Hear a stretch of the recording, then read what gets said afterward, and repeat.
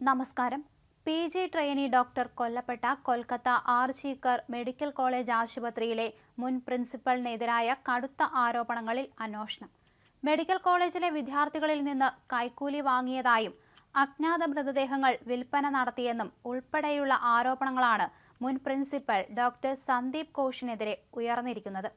ഇത് സംബന്ധിച്ച് ആർജിക്കർ മെഡിക്കൽ കോളേജിലെ മുൻ ഡെപ്യൂട്ടി സൂപ്രണ്ട് അക്തർ അലി പോലീസിൽ പരാതി നൽകുകയും ചെയ്തു. ആശുപത്രിയിലെ അനധികൃത പ്രവർത്തനങ്ങളിലൂടെ സന്ദീപ് ഘോഷ് ലക്ഷങ്ങൾ സമ്പാദിച്ചുവെന്നാണ് പരാതിയിൽ പറയുന്നത്.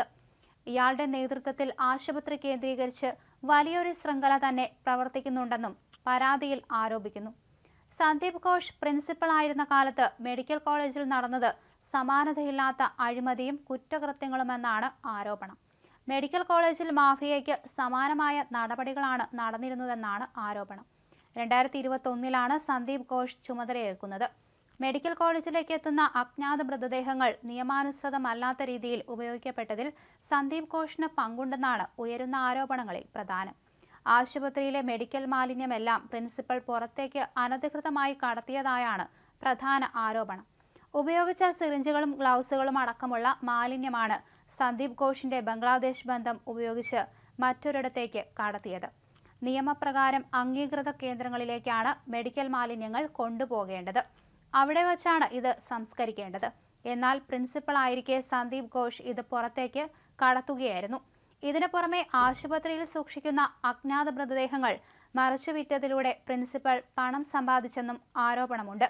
ആശുപത്രിയിലെ എല്ലാ ടെൻഡറുകളിൽ നിന്നും 20% തുക പ്രിൻസിപ്പൽ കൈക്കൂലിയായി ഈടാക്കിയിരുന്നു. മാത്രമല്ല, വിദ്യാർത്ഥികളിൽ നിന്നും ഇയാൾ കൈക്കൂലി വാങ്ങി.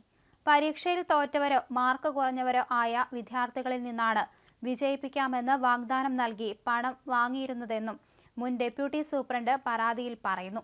2023 സന്ദീപ് ഘോഷിനെതിരെ വിജിലൻസിൽ പരാതി നൽകിയിരുന്നു.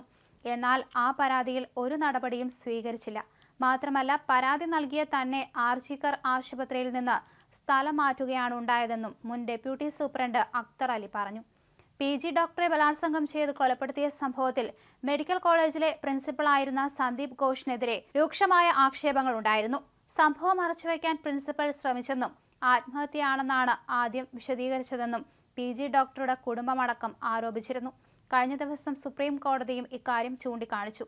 ഡോക്ടറുടെ കൊലപാതകത്തിൽ കഴിഞ്ഞ ദിവസങ്ങളിൽ CBI സംഘവും സന്ദീപ് ഘോഷിനെ മണിക്കൂറുകളോളം ചോദ്യം ചെയ്തിരുന്നു. അതിനിടെ മെഡിക്കൽ കോളേജിലെ സാമ്പത്തിക ക്രമക്കേടുകളുമായി ബന്ധപ്പെട്ട് സംസ്ഥാന സർക്കാരും സന്ദീപ് ഘോഷിനെതിരെ കഴിഞ്ഞ ദിവസം അന്വേഷണം പ്രഖ്യാപിച്ചിട്ടുണ്ട്. ഇതിനായി പ്രത്യേക അന്വേഷണ സംഘത്തെ ചുമതലപ്പെടുത്തി 1 മാസത്തിനുള്ളിൽ അന്വേഷണ റിപ്പോർട്ട് സമർപ്പിക്കാനാണ് സർക്കാരിന്റെ നിർദ്ദേശം. പഠനകാലത്തെ സന്ദീപ് ഘോഷ് ഇത്തരത്തിലുള്ള ആളായിരുന്നില്ലെന്നും അധികാരം ആളുകളെ മാറ്റുന്നതിന്റെ പ്രതിഫലനം ആയിരിക്കാമെന്നാണ് സഹപാഠികളിൽ ഒരാൾ ദേശീയ മാധ്യമങ്ങളോട് വിശദമാക്കിയത്.